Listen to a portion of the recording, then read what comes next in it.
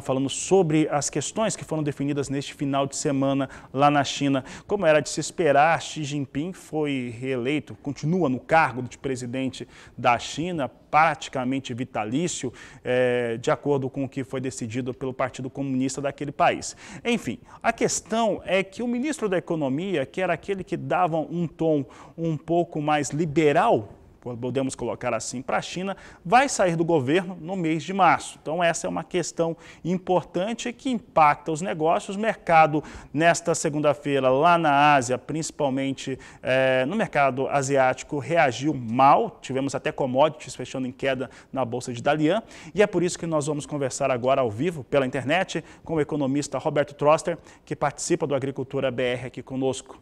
Roberto, obrigado pela sua participação aqui conosco no canal do Boi, e eu quero saber o seguinte: o que essa mudança na China, ou expectativa de mudança na China, pode trazer de fato de impacto para a economia global, principalmente em relação à posição da China frente ao mundo? Boa tarde, seja bem-vindo. Boa tarde, Fabiano, boa tarde para todo mundo. Pouco, muito pouco. A China é um país que olha no longo prazo, enquanto o Brasil e a maioria dos países ocidentais tem horizontes de 1 ou 2 ou 3 anos.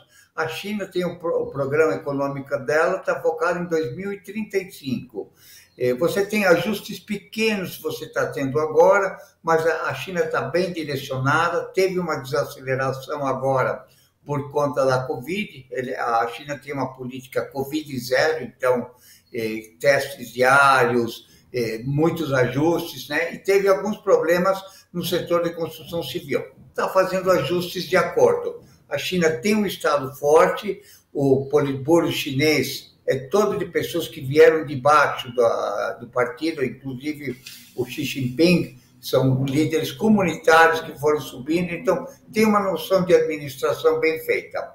As projeções de crescimento da China para este ano são fracas, mas para os próximos são maiores do que as projeções do resto do mundo. Quer dizer, o mundo vai crescer mais por conta da China e o Brasil também.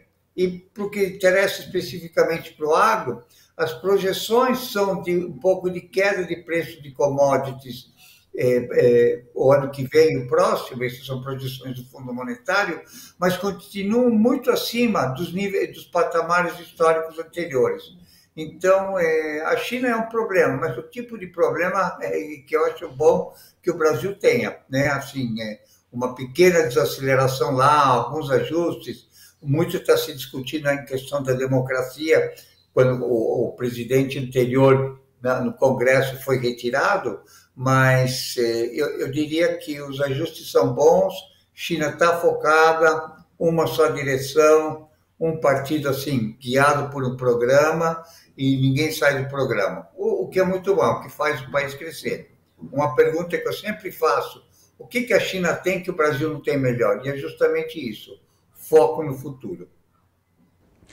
Roberto, olha só, o telespectador aqui, o Adriano Ferreira, de Umuarama, no estado do Paraná, está mandando aqui uma questão, e ele pergunta se essa reação do mercado, em especial hoje na Ásia, se ela foi mais uma questão de nervosismo com o posicionamento do que de algo prático. Aqui coloca para nós o Adriano Ferreira.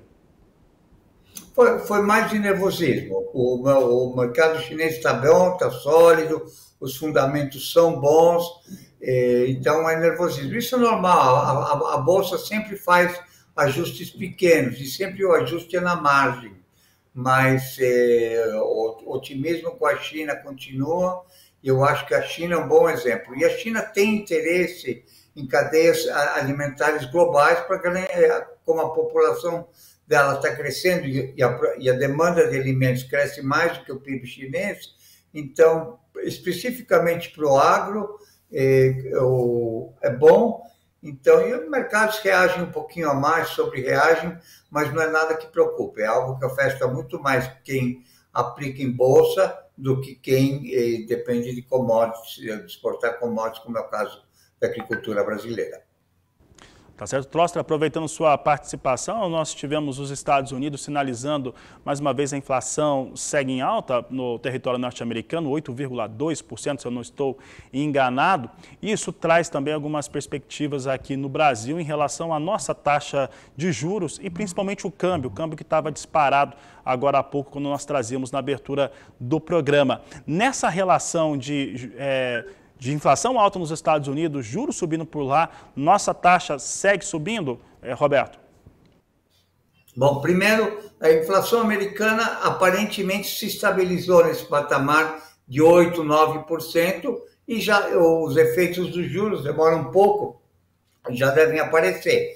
É diferente uma inflação que se autoalimenta, como é o caso da inflação brasileira ou da Argentina, que tem muitos mecanismos de retroalimentação. A inflação americana hoje foi um choque de energia, o preço do petróleo subiu muito e foi um choque de alimentos, né? Isso subiu muito, um pouco disso acaba se propagando a outros preços, mas é um choque, é só isso. Então, isso deve arrefecer nos próximos meses. O dólar está se valorizando, a taxa de juros americana, a mais alta depois da crise do Lehman Brothers, está em 3,08%, mas há analistas que prevêem que possa chegar a 4% ou a 5%, mas isso é algo temporário.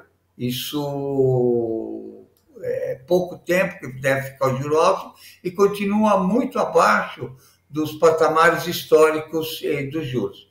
Agora, dólar se valoriza lá, se valoriza aqui também, dólar fica mais caro.